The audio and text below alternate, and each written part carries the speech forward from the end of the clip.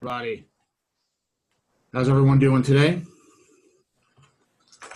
Hopefully everyone can see and hear me. Let's see, we have a couple of participants on today. Fantastic. So good morning all. Again, hopefully everyone can see and hear and see the presentation. This is poised2win.com, webinar 1.0, feel great, stay positive, and right mindset guide to returning to the workforce. And I am John Fiducia, your host for today. So we're going to get right into this. The first sort of slide here is around, should you or should I be here today for this? Well, you're here, so it's sort of too late. But have you recently been furloughed, laid off, downsized, reorganized, restructured, whatever the other fancy terms they use for that is? If yes, then absolutely you should. And if not, but you're just here and maybe seeking your next better opportunity in life, well, that's fine as well. And, you know, as the image says here in the lower right, we're out for work, now out of work. Just sort of kind of the key phrase there. Just a quick sort of kind of introduction, as, you know, a lot of folks might not be sure exactly what this is going to be content-wise. So who am I? Again, John Fiducia. I believe I know some of you guys I don't. I am a 25 plus year veteran of working professionally in the retail industry. And I enjoy doing a lot of these sort of kind of amateur for free public speaking type things, mostly at companies around wellness, around give back and philanthropy. And I do a lot of things around corporate team building at companies that I've been with in the past. So it's sort of kind of what spurred a little bit of this. The next one is sort of kind of why am I doing this? There's a lot of reasons. The first one is an old reason. So I'm not getting too deep into the details, but a day before my 7th birthday, I was 6 years old. I was riding my bicycle on a Saturday morning through the neighborhood, way back when you can do that as a 6-year-old. And a speeding motorist was coming down the road, and car met person, and, you know, car wins most, if not all, the times there. I was hit by a car. I was knocked 20 feet up in the air. I came down head first. Leg was shattered. I had multiple skull fractures and blood coming out of every orifice that it's not supposed to come out of. A young girl who lived on the block named Jelaine saw me, ran home and told her mom. She said, "Mom, John Fiducia is down the corner, laying in the middle of the street in a pool of blood." The mom called 911, ran down to the corner with towels, made the great smart decision to not move or try to rotate me over, as I had a lot of internal bleeding issues. Long story short, you know, police, EMTs all showed up on the scene. Crowd started to gather. My family, which was 2 doors down, was all together, of course. And, you know, a police officer went to my house and told the family rep to pass the word on to my mother that the exact quote is, "It doesn't look like he's going to make it." And the cop was exactly right, because I really wasn't supposed to make it, and it really didn't look like I was going to make it. Spent all day, all night being operated and through surgery. Spent 3 days unconscious in a coma with no notable yes or no if I was going to snap out of this thing. And I did. I snapped out of it. And I snapped out of it because I felt like I was just not going to let this be the end. I wasn't going to let this stop me from moving forward. And as a young kid, I wanted to kind of keep going. Spent, you know, a couple of months in rehabilitation in a hospital. Spent years going through a lot of psychological type stuff to make sure I was kind of developing correctly with all the head injuries. And depends who you ask. Some people say I did, or some people say I didn't. But you know, that event, that activity happening to me has consciously and subconsciously have me set in a way that I want to spend, you know, the rest of my days here, you know, doing a lot of things, but one of them is, you know, helping people any way I can. And then the other one is, which is very more recent, 4 weeks ago on a Saturday morning, and this is absolutely true, at 4:30 in the morning, I woke up and I had this epiphany, this message saying that, you know, with everything going on in the world, and every day you read about thousands, and just yesterday, even with the airlines, 28,000 furloughs, and all these people sort of kind of out of work and just in a real negative kind of mindset. This message came to me about, I can quickly kind of put a presentation together, I can quickly put a website together, I can get the word out through LinkedIn and other venues about this, and just do this little presentation to people. And, if I reach one person with one of the 100 messages I'm going to give here today, to me, that was worthwhile doing and something I wanted to work on. And I spent that whole weekend kind of preparing this thing and getting it ready, not knowing how it's going to work out, if it's going to be received well or not. We'll find out in the next couple minutes or so. What is and what isn't this? So what it is not is, we're not going to talk about how to do a resume, how to do LinkedIn, how to work through Indeed, how to send cover letters out. There's plenty of other things out there on the internet about how to do that and how all that works and good tips and whatnot. What this is more about is about making sure that anyone who's in this situation puts themselves in a mental and kind of real positive state on how to really move forward from here to execute on all those various things. And it's key, and this is so important, that you're just feeling great about yourself and feeling great about what's to come. What you should expect to get out of the next 25 minutes or so. Hopefully, if you walk out of this with one good tip, with one good kind of note, with one good quote from these various slides you're about to see, to me, that's a success. If you get out of it with a lot of things that you feel great about, even better. If we go through this whole presentation and you say to yourself, I'm already doing everything that was just noted here, I'm doing all these things already, that's even better. It may sound like you're wasting your time, but at least now, we both know that you're right on the right path, and that's fantastic and great. So that's sort of kind of what we're going to go through the next 25 minutes or so. And please hold all questions and applause to the end. And on the right here is just one of my favorite photos of myself on the beach in the big island of Hawaii. Not a bad place to be any time of year, for sure. So section 1 here is why me, why you, why anybody? Folks usually ponder for a long time why they were selected to be cut loose from a company and not the guy or gal who sits to their left or their right. So big stop sign there. I must insist that you don't even think about that. Think about this. And the reasons are, one, first and foremost, you can't change it. It has happened already. It is in the past. Secondly, the person who made the decision based it on factors that had nothing to do with your performance. I know they probably told you that during your departure, but I sort of kind of want to reinforce that.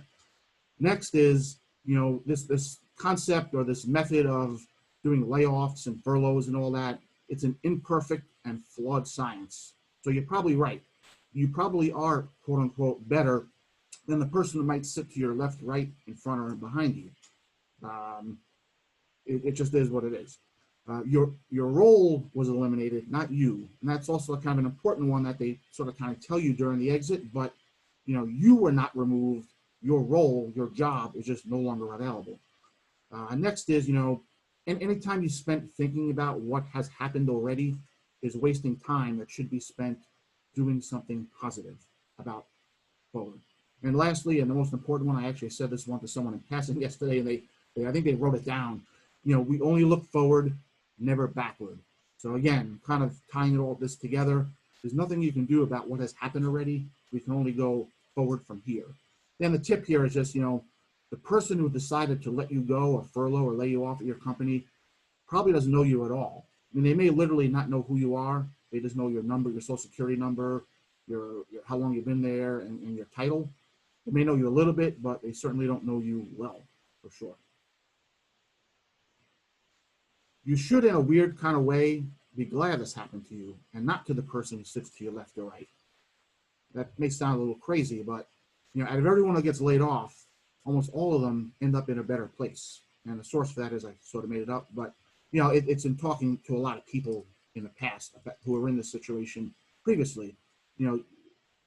Anyone who's currently facing this situation is going to someday, very closely in the future, loop back around and be talking to someone and say, man, I'm in a weird kind of way happy I got laid off from company XYZ, because now I work for company ZYX, and ZYX is 10 minutes closer to my house, commute is shorter, they're paying me more, they got better benefits, they get free lunch on Fridays, it's a great place, I love my boss, and all that. So that's likely sort of kind of where the end of this path is going to lead to, is going to be being somewhere better than you were before. So, when you look back at it, the hope is that you're going to feel that, this was sort of kind of a good thing at the end of the day. And the tip is, the probability of you never working again, for anyone who's worried about that, is zero, unless you're voluntarily retiring at this point in time in your career. So you will be back, is the point of that. Then I got a little factor of fiction here, what you may think versus what it really is. So you may think that you did bad work. And again, and the last time I'll say it, this has nothing to do with your personal performance. You may think that your boss had it in for you. And the reality is your boss likely had nothing to do with this and likely didn't know about it until maybe 30 seconds before it happened. And if anything, he would fight for you to keep you working there. That's why he manages you. And part of his role, his or her role as a boss, is to successfully manage that person. And you may think that this whole thing is personal and it's all business. It's a famous movie quote, right? Companies have numbers they have to meet. They have shareholders. They got stock reports, and they need to do things to survive. In really, really crazy times, and that's why these things happen. And it's never has been or never will be a personal thing. Then I got one of several quotes here, and this is one of mine. Preventing yourself from a furlough is like trying to change the weather. You can't do it. And if you don't believe me, you can ask a weatherman. So you can't change the weather. You can't change what was deemed to happen. You may be thinking, oh, maybe last week if my TPS report was a little more refined, it had more data on it, and maybe if I would have delivered this project earlier 3 weeks ago, this wouldn't happen to me. No, none of what you could have done, particularly recently, would have changed this outcome here. So you should never really even think about that, similar to the weather. And a tip here is, the faster you stop thinking about what you could have done and start thinking about what you're going to do, the better. Again, don't look back, you look forward. Part 2 here is about, how you should feel today, now, as we kind of begin the journey here. You may not think so, but feeling any of the ways below, though natural for someone in a situation, it's not helpful. And I only named 3, there's a lot. First one is, depressed. So depression slows our roll as we head to the next opportunity. So if you get laid off on a Friday, and then on a Monday you wake up and you're just feeling down and out, and you're just moping around the house, and you stay in your pajamas all day, and you just don't want to do anything, and woe is me type of thing. It's that doesn't help.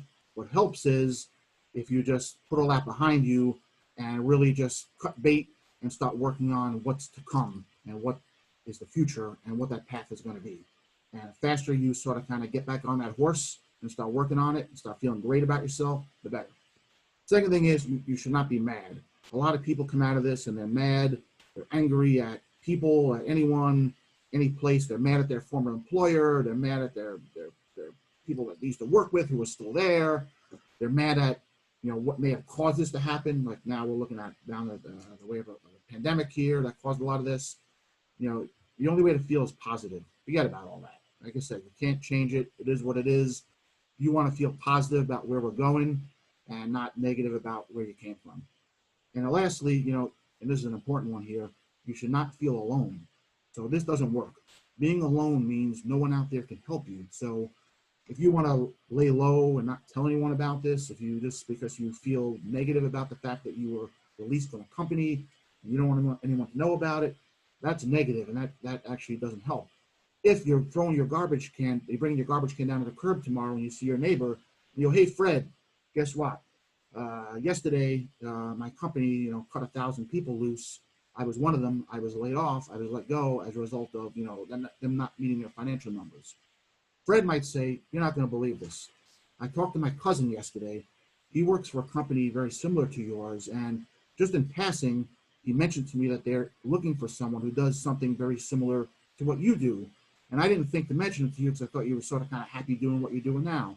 So that point is that the more people you tell about this, the more people that are sort of kind of open to it, the more people that A, are going to want to, and B, could help you possibly find and seek out that next great opportunity, whatever it might be. And it could be as simple as an example like that. So don't be alone.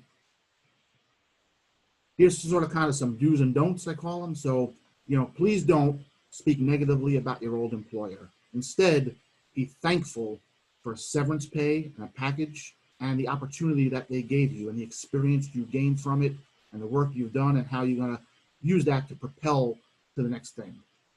Please don't be upset with former colleagues that were not impacted by this. It's very natural sometimes to be like, I'm mad at those people, they're still there, I'm not. Instead, tell them you're happy that they're safe and you're happy that they weren't impacted by that. That's sort of kind of a better, more positive way to think about it. Please don't blame yourself for this temporary solution or temporary situation. Remind yourself that temporary gets better. And the word temporary, the definition of it is temporary, means not permanent. So obviously this is going to end and you're going to move on to something else, hopefully pretty soon. So don't worry about that. Please don't feel like you're not successful now, today. Remember that you remain successful. So 30 seconds before this might have happened to you, you might have got this phone call saying you're no longer employed. You were doing a successful job. Why would that have changed just because of a phone call? It hasn't, and it won't. Lastly, please don't worry about what's going to happen next. A lot of people are just worried, I'm never going to get a job, I'm never going to do this, I can't pay my bills, this, that. Instead, be excited about what's to come and what's out there. You'll be surprised how many great things are out there that you're going to look at and you're going to feel great about. You know, it's key that you order from column B and not column A as you move forward. Here's another sort of kind of statistic and a quote. The statistic is 67% of current billionaires have a cocktail story of how they once went broke. And a cocktail story, I like to use that term, means you go to a cocktail party somewhere and you meet someone that you don't know, that you've a stranger person, you start talking with them and you have a story to tell them that's interesting, an interesting story. I call that a cocktail story. So 2/3 of billionaires go to cocktail parties and say, hey, to someone, before I invented the internet, you know, I had 9 companies I started. They all bombed and busted. At one point I was living in the street and, you know, didn't have any money and this and that, you know. So the point is, and it leads to the quote of, if you've never lost, then you haven't been playing the game long enough. So every person at some point is going to have downs and ups and more downs and more ups. You know, if this hasn't happened to you before or nothing negative has happened to you before, you haven't been doing it long enough, because it is going to happen. And then the tip here is, you know, it's a corny phrase, but it fits here and it's a very popular one. I slightly modified it. It's not how many times you get knocked down that count, just that it's equal to how many times you get up. And then the visual here, and I'll have some young people on the call today. That's Rocky, you know, Rocky Balboa from the Rocky movies, who, if you remember the movie, if you haven't, you should see it. You know, he gets knocked down. He gets an opportunity to fight the world champion, and he's an underdog, and he gets knocked down 30 times in this fight, in this boxing match, and he keeps getting back up. And there's a very strong and powerful scene in the movie, which I'm going to show you in a second, where Rocky gets knocked down for the 31st time in the 14th round, and the champ is jumping up in the ring, swinging his arms. He's confident, he's positive. There's no way this guy can get up again. And Rocky gets up for the 31st time, the match number of times knocked down, and waves him in and says, let's keep going. I'm going to keep fighting and battling here. And the champ, like, drops his head and drops his arms at his side and just can't believe it. And it just, for me, it's always been a strong and sort of kind of powerful short scene in the movie. So I'm going to play that here for you now. Hopefully you can see this.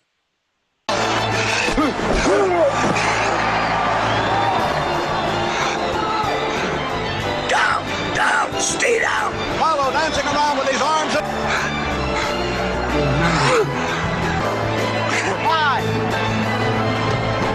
6, 7, 8, 9.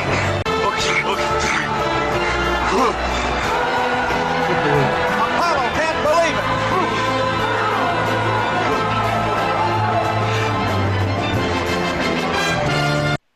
Now, you know, Rocky loses that fight, but, you know, it just shows the comeback and the attempt at comeback and just never stopping and never giving up. Positive things happen when you think as such. Why would you do otherwise? So let's say you're going to play tennis, a tennis match against somebody who's much better than you. You go into the tennis match saying, this guy's going to dominate me. He's so much better than me. There's no way I can win this thing. You're probably going to lose. If you go in thinking, hey, this guy's really good, but I've been practicing a lot. I'm in great shape. I feel good. I woke up this morning, had a great cup of coffee. You know, I got to feel like I can beat this guy. You may or may not do it, but I think it's certainly helpful and will certainly promote that possibility of winning versus kind of going in feeling kind of negative about things. And that's sort of what the tip says here. How you feel usually correlates directly to how you are and how you do. Assuming you want to win, feel positive, and then yes, yeah, we'll see what happens. Next section is sort of kind of where we go from here. The key points on the way forward. And the tip is, and there's a laser there, right? Keep your eyes on the ball and stay focused, laser focused. If you work as hard as you did at your job on finding the next one, hey man, this should be easy.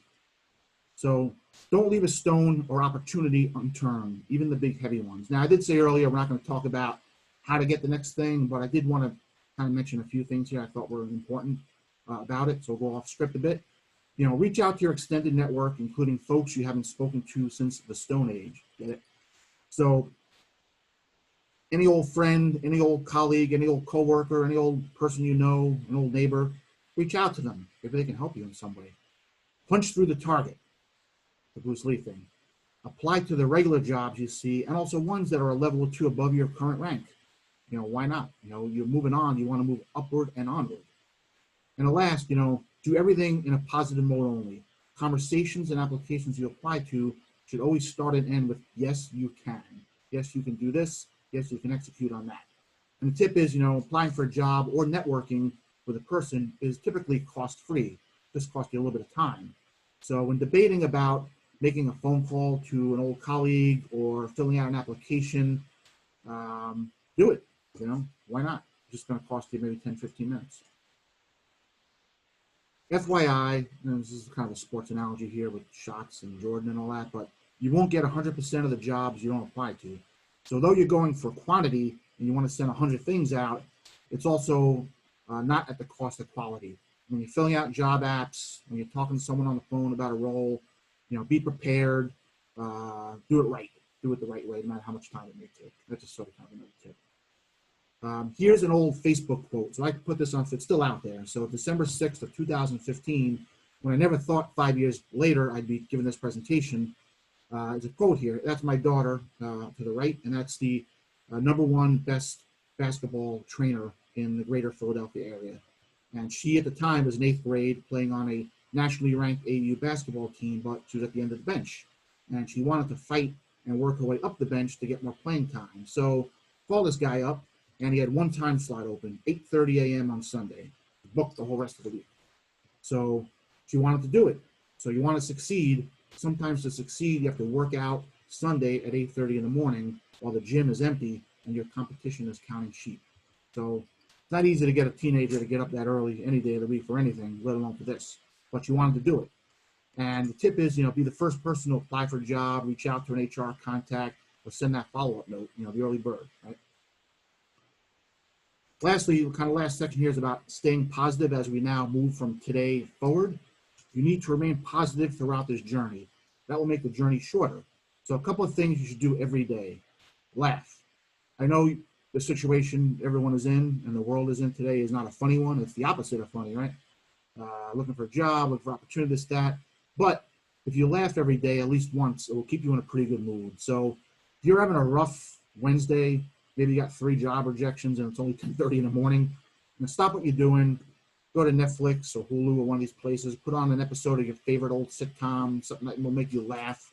Then you'll forget about that. You'll be back in a better mood. And the other one, and there's a lot more, but this is just another important one to me, is smile. It needs to be infectious. Do it every day. Do it everywhere.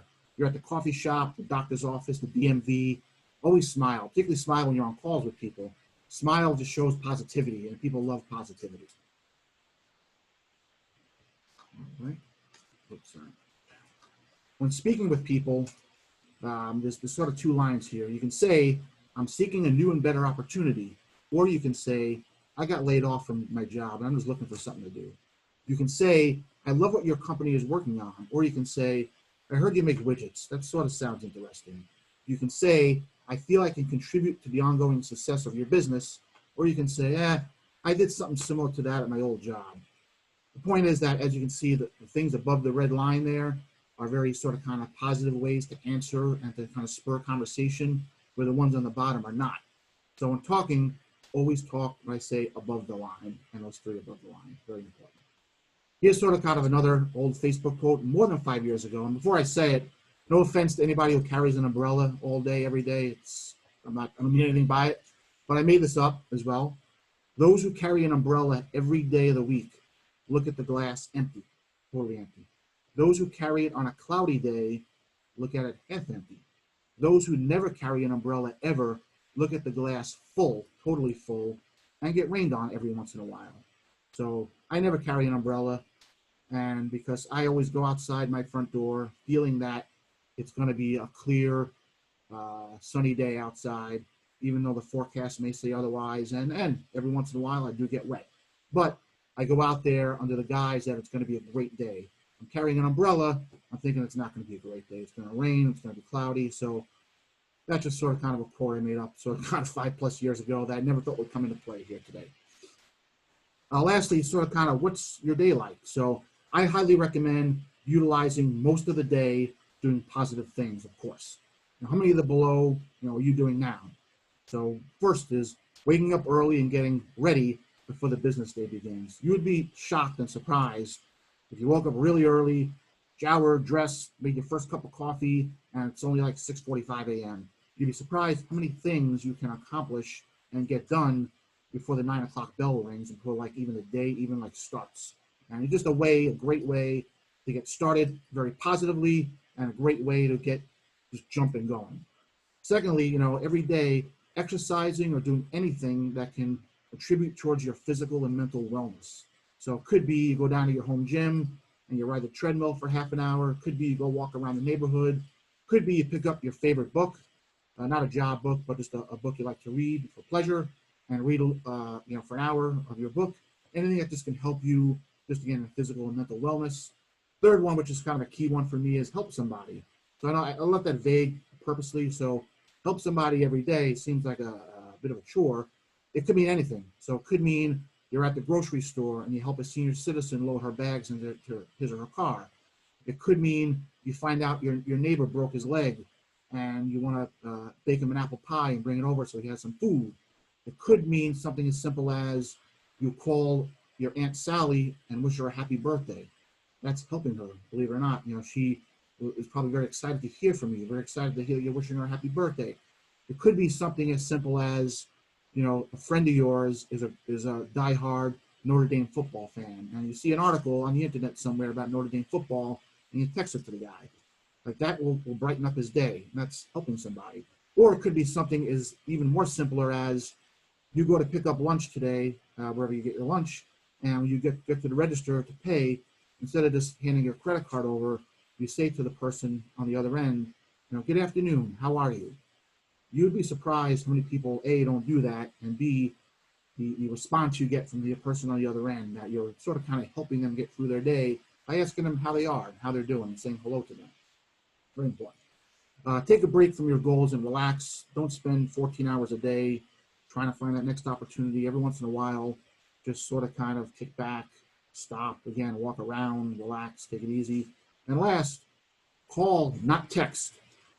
If you can once a day call a friend, family member, or colleague just to talk, not only talk about your situation or their situation. Before the internet and before social media, people used to call each other regularly, friends and family, and just to chit chat about things, about current events, about life, about what's happening. Those days are way behind us and gone, but you get a lot out of that. And it just, people like to hear from you when your phone rings and it's someone calling you just to talk. It is certainly a great thing. So I certainly recommend that, as well. Just some homework as we wrap up. If you get a chance, there's a movie out there called The Company Men.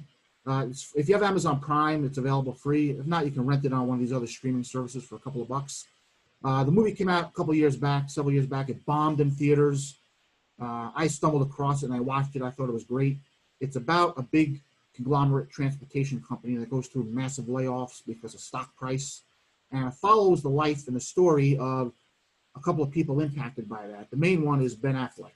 Some people say I look like. It follows Ben through his family and through his venture and through his path as he tries to recover and come back from this. It's a great movie. I thought it was a great movie, and just seeing sort of kind of how he turns things around. It's very inspirational and very motivational for anyone who's in this situation. So I highly recommend sort of kind of checking that out.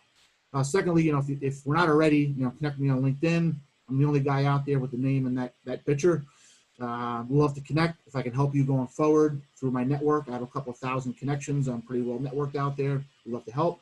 And lastly, if you can post a review of this meeting back on the website, I'd love to know what you thought about it, good, bad, or ugly. Like I said, I made this up a couple of weeks ago. I didn't know if it was going to be a bust or if it was going to be very successful or not. So I'd love to know sort of kind of what you thought about it. So thank you, everybody. I greatly appreciate it. If you'd like to ask any questions now, if not, you certainly know where to find me. And then my last tip of the day will be, tie this all together is, do work, stay busy, hit this hard, keep going until you get what you want and what you deserve, and then you will. So good luck, everybody. And again, thank you very much for dialing in today. I greatly appreciate it. And I'll leave the floor open if anyone doesn't have any questions, which is fine, because I'm in these WebExes all day where at the end of meetings, people go, do you have any questions? And there's like dead silence. So if you don't, it's certainly not a problem. But like I said, you know where to reach me. You're welcome to email me. In my email, my phone number is in there. You can text me. You're welcome to, again, reach out to me on LinkedIn. So outside of that, if no one has any other further questions, then have a great rest of the day, everybody. And again, if I can be helpful to you in any way, I certainly would love to. And please leave a review if you can. Thank you, everybody.